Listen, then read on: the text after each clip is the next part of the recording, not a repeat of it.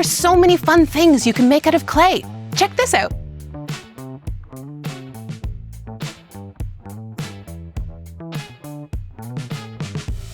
In order to make your donut, you'll need a ball of light beige clay that's about 15 millimeters wide.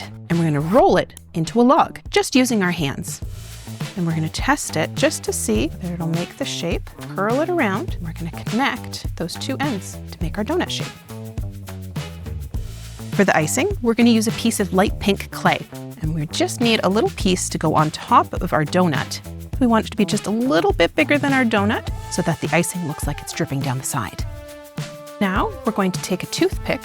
We're going to use it to cut a little hole in the center of our icing. Then we want to shape the outside of our icing to make it look like it's dripping. And we'll bring our donut over and we'll carefully place it on top. And we press on those little drips.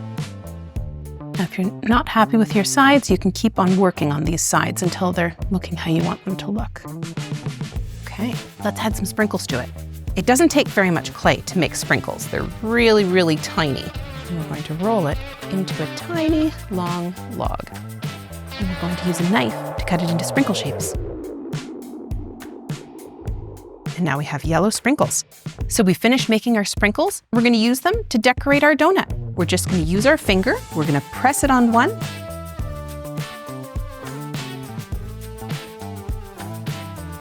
When you're happy with the number of sprinkles you have, your donut's ready to go.